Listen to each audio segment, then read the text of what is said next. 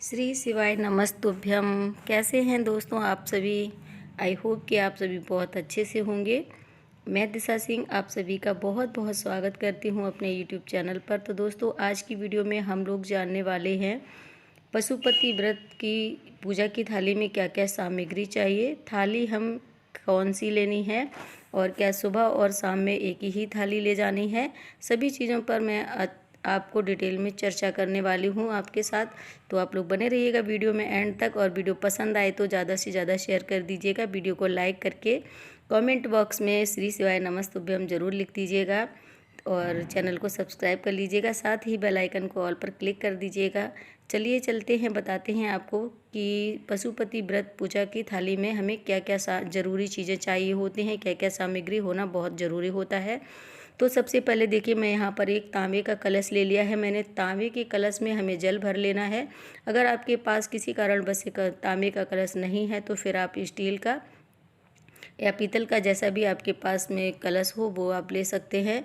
और उसके बाद पूजा की सामग्री में हमें लेना है बिल्वपत्र और धतूरा ले लेना है, पुष्प ले लेने हैं। अगर आपको सफ़ेद पुष्प मिल जाते हैं तो बहुत अच्छी बात है।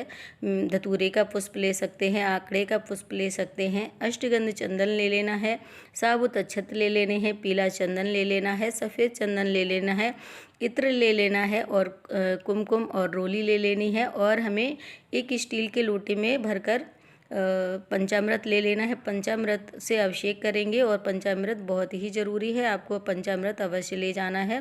और प्रसाद के रूप में आप चाहे तो मिश्री ले लीजिएगा, गुड़ ले लीजिएगा, जो भी सुबह की थाली में आपको जो भी प्रसाद आपके घर में हो वो आप प्रसाद रख लीजिएगा। मैंने यहाँ पर मेरे पास में पेड़े रखे हुए थे, मैं लड्डू गोपाल जी के लिए रखती हूँ भोग के लिए, तो वही मैंने पेड़ा रख लिया है। और यहाँ पर देखिए मैंने एक धतूरे का फल ले लिया है और मैंने भांग लिया है। और इस तरीके से ये ज़रूरी जो चीज़ें हैं वो हमें अपनी थाली में ले लेनी है। तो चलिए अब आपको बताते हैं कि थाली हमें कैसी लेनी है। तो देखिए स्टील की थाली ले सकते हैं, पीतल की थाली ले सकते हैं, कांसे की थाली ले सकते हैं, और थाली नई हो ऐसा कोई ज़रूरी नहीं है। थाली में सुबह में आपने जो भी सामग्री ले जानी है वो उतनी क्वांटिटी में ले जानी है कि जितनी कि आपकी सुबह की पूजा हो जाए और शाम की भी पूजा हो जाए। जैसे कि हमें थोड़ा सा अबीर भी ले लेना है अगर आपके पास में है। अभी मैंने मेरी थाली में अभी अबीर नहीं रखा हुआ है। थोड़ा सा अबीर और गुलाल ले लीजिए, भोले बाबा को बहुत ही ज़्यादा पसंद आता है। थोड़ी सी भस्म ले लीजिएगा, मैंने अभी भस्म भी नहीं रखी है मेरी थाली में क्योंकि मेरे पास में अभी नहीं है। और यहाँ पर देखिए साबुत अक्षत ले लेने हैं। अक्षत हमें टूटे चावल जो है टूटा हुआ बिल्कुल भी नहीं हो उसे हम अक्षत बोलते हैं। तो भोले बाबा पे या किसी भी पूजा में साबुत चावल ही चढ़ाया जाता है। और ये यहाँ पर देखिए शाम की थाली है, शाम के दिए ले लेने हैं। सुबह की पूजा में हमें एक दिया लेना है, शाम की पूजा में हम 6 दिए लेंगे। हमने यहाँ पर मिट्टी के दिए लिए हैं और कोरे दिए लेने हैं। अगर मिट्टी के दिए लेते हैं आप तो यूज किए हुए दिए नहीं लेने हैं। और शाम की पूजा में हमें सिर्फ दिया और प्रसाद, दो चीज़ें अलग से लेनी होती हैं। और मैंने फल में केला ले लिया है, सुबह में मैंने धतूरे का फल चढ़ाया था, शाम में मैंने यहाँ पर केले चढ़ाए हैं और खीर का प्रसाद बनाया है। जैसे भी आपने व्रत उठाए हों, जैसे कि आपने व्रत का संकल्प लिया हो, जैसे आप फलाहार से रहते हैं तो फिर आप कुट्टू के आटे का हलवा बना सकते हैं, सिंगाड़े के आटे का हलवा बना सकते हैं, और या फिर आप मखाने की खीर बना सकते हैं।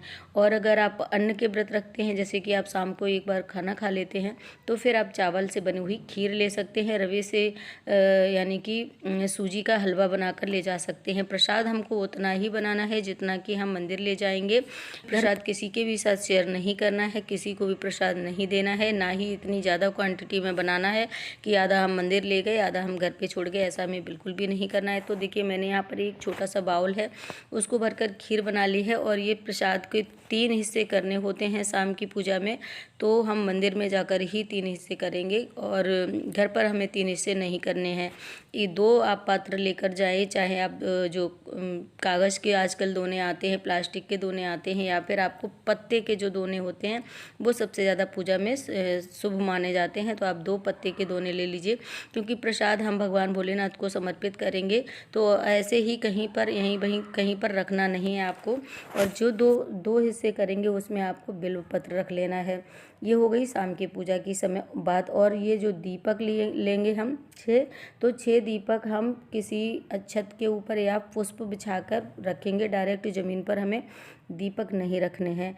तो उसके बाद हम उनको जलाएंगे। तो 5 दीपक हम मंदिर में जलाएंगे। छठा वाला जो दीपक है उसका पूजन हम मंदिर में करेंगे, लेकिन जलाएंगे हम मंदिर में नहीं। हम जब वापस घर आ जाएंगे तो अपने घर के मेन दरवाजे पर दहलीज के पास में आप अपने हाथ के राइट हैंड की तरफ अपने दीप को बैठकर प्रज्वलित करें। और जब तक आपका दीप जले कुछ देर के लिए आप वहाँ पर बैठें। और मंदिर में भी आप अगर दीप जलाते हैं तो कुछ देर आपको बैठना अवश्य चाहिए। आप मंत्र का जाप कर सकते हैं बैठकर, ये नहीं कि दीप जलाया और तुरंत चल दिए।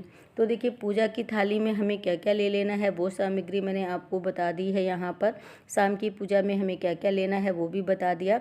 अब हम बताते हैं कलश। कलश में हमें पानी अपने घर के बाल्टी या आपकी बकेट, जो भी घड़ा मटका आरओ जिसमें से भी आप पानी घर में रखते हो उसी से पानी लेकर जाना है, क्योंकि उसमें हमारे पितरों का वास माना जाता है। ऐसा माना जाता है में हम लोग घर में पानी रखते हैं उसमें हमारे पितरों का वास होता है। तो अगर उस मटके से आप पानी ले जाकर शिवलिंग पर चढ़ाते हैं तो आपके पितृदोष खत्म होता है। अगर आपके घर में वास्तु दोष है तो वो भी समाप्त हो जाता है। ये देखिए मैंने सुबह की थाली लगाई हुई है। इसमें हमने एक दीपक ले लिया है आटे से बनाकर, और माचिस भी हमें घर से ही ले जानी है। और जलाने के लिए हमें कपूर भी ले लेना है, और हम धूप बत्ती भी ले लेंगे सुगंध के लिए। तो ये सामग्री जो हैं वो आपको ले जानी है मंदिर में पूजा करने के लिए। जो भी ज़रूरी सामग्री हैं, इनमें से अगर कोई भी सामग्री ऐसी है जो आपको नहीं मिल पाती है तो कोई बात नहीं, उसके लिए आपको भगवान भोलेनाथ को दक्षिणा समर्पित करनी है। दक्षिणा में आप सिक्का ले सकते हैं, या 21, 11, 51 जितनी भी आपके पास सामर्थ्य हो वो आप दक्षिणा जरूर चढ़ाइएगा। दक्षिणा हमारी व्रत में रही त्रुटियों को पूरा करते हैं, तो इसलिए हमें दक्षिणा जरूर चढ़ानी चाहिए किसी भी पूजा में। तो ये सामग्री है सभी मैंने आपको बताई है। मेवे में मैंने यहाँ पर किशमिश भी रख लिया है, एक आटे से दिया बना कर रख लिया है। सारी चीज़ें मैंने आपको बता दी हैं। अगर ये आप बताते हैं कि थाली हमें सेम ही रखनी है, जो हमने सुबह में थाली पूजा की लिए ले गए हैं वही थाली हम सेम ढक कर रख देंगे वापस आने के बाद, और वही शाम को भी हमें थाली ले जानी है। जितनी भी सामग्री हमारी बच गई है वो ले लेंगे, और जो एक्स्ट्रा सामग्री आपको और ले जानी है, जैसे कि अभिषेक अगर करने का कहीं कहीं पर ऐसा होता है कि शाम को अभिषेक करने को मनाही होती है, भोले बाबा का श्रृंगार हुआ रहता है, तो आप अभिषेक ना करें। अगर आपके यहाँ करने दिया जाता है तो आप, और अगर आपके यहाँ पे अभिषेक करने दिया जाता है तो आप दोनों टाइम ज़रूर अभिषेक करें। गंगा जल से और पंचामृत से आप अभिषेक करें भोले बाबा का। और उसके बाद में आप प्रसाद घर से ही बना कर ले जाना है। प्रसाद आपको बाज़ार से नहीं लेना है, और हो सके तो अपने हाथों से ही प्रसाद बनाना है। अगर आप जेंट्स हैं तो आप अपनी पत्नी से बनवा सकते हैं, लेकिन आपको खाना स्वयं ही है। और आप अगर महिला हैं तो फिर आप अपने हाथों से ही भोले बाबा के लिए प्रसाद बनाकर ले जाएं। और प्रसाद किसी को भी देना नहीं है, किसी के साथ शेयर नहीं करना है। वापस आकर सबसे पहले आपको प्रसाद ग्रहण करना है। उसके बाद जो भी आपने अपने लिए बनाया हो खाने के लिए वो खा सकते हैं, लेकिन वापस आने के बाद आपने जो 3 हिस्से किए हैं प्रसाद के, जो एक हिस्सा आप घर पर लेकर आ रहे हैं वो हिस्सा आपको खाना है। तो आई होप कि वीडियो आपको पसंद आई होगी। मिलते